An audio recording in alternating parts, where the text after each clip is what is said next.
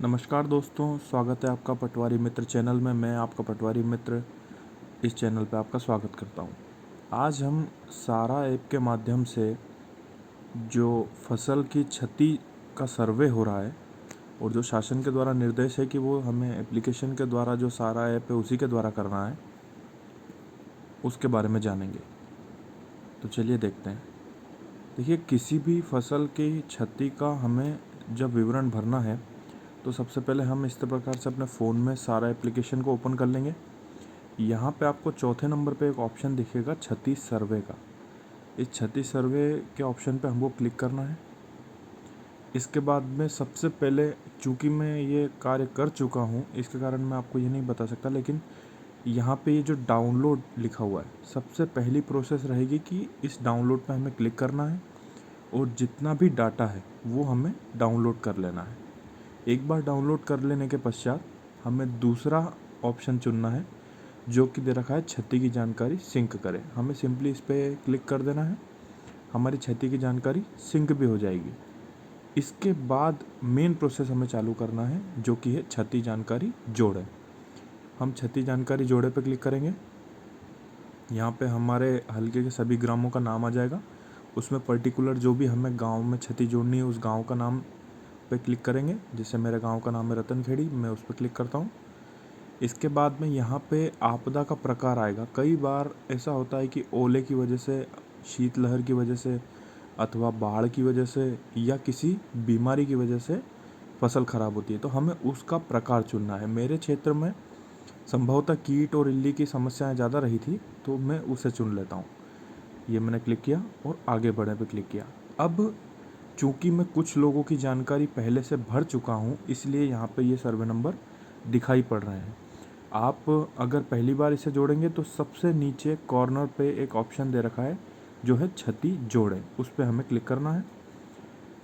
अब जो ये जानकारी आ रही है, ये सारी जानकारी हमारे गांव में सारे जितने भी सर्वे नंबर है उनका रकबा है जिसमें हमने फसल गिरदावरी करी थी, वो हमें दिखाई दे रहा है।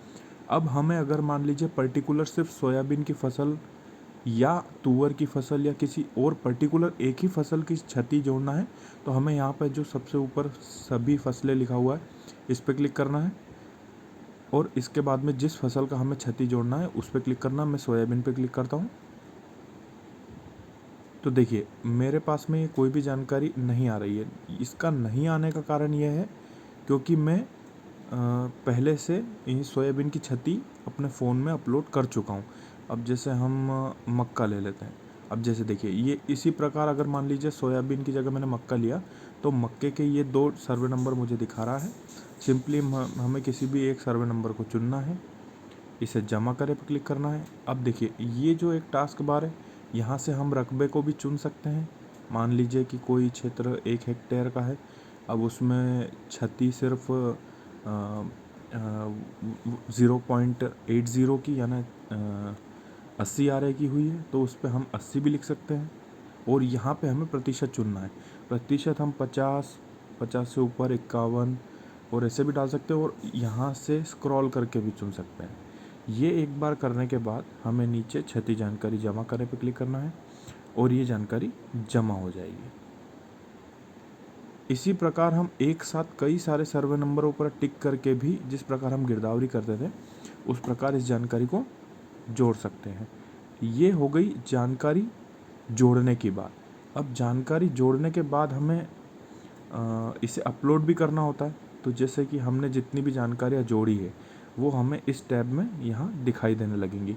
वो पीले कलर में दिखाई देगी, ये जो हरे कलर में दिखाई दे रही है इसका मतलब है कि ये जानकारी पहले से अपलोड मेरे द्वारा की जा चुकी है। नीचे एक ऑप्शन आएगा अपलोड और एक आएगा क्षति जोड़े।